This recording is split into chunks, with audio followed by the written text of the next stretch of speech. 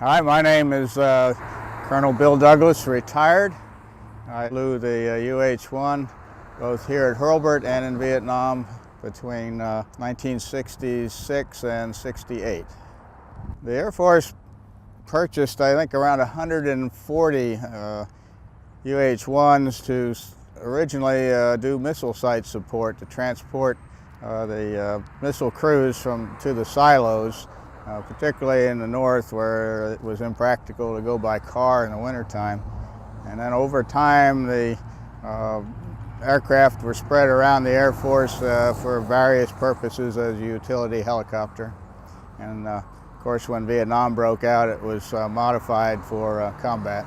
It was equipped with a larger engine and a bigger rotor system, which gave it more lift capability, which really was important because we flew the aircraft in Vietnam at max gross weight almost all the time. The Air Force had two Gatling guns manufactured by General Electric that were pintle mounted in each cargo door, and each gun was fed by a continuous link of 6,000 rounds of 7.62. And in addition to the Gatling guns, there were two rocket pods of 7 2.75-inch rockets, and most of the time the rockets were a flechette rocket that would hit the trees and then burst into a spray of small dart-like projectiles. It was anti-personnel. The mission was extremely rewarding.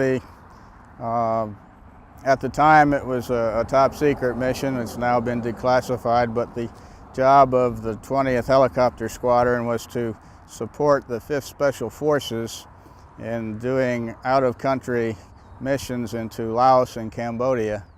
And the missions consisted of reconnaissance, prisoner capture, sabotage, general harassment of the enemy on the Ho Chi Minh Trail, as well as trying to identify targets for strike. The job of the 20th was to put in these six-man teams, let them operate until they were compromised to the point where it was necessary to extract them, and then it became a rescue mission. The mission itself was accomplished with a combination of slick UH-1s that brought back the 5th Special Forces team, and then about 4 Huey gunships that provided fire suppression to allow the slick to get into the landing zone and back out. I guess the most memorable mission was during Tet in January of '69. I was telling a friend of mine, I don't know exactly what we flew into, but it was a large number of people that were heavily armed or very accurate shooters, because in a matter of seconds they had wounded the other 3 people on board the aircraft, and I had to fly back to the hospital with these 3 wounded crew members. And all I could think of was that was going to be a very long year. But most of the time it was pretty routine, but during the exfiltrations, it got exciting. There were a lot of exciting moments in the next 12 months.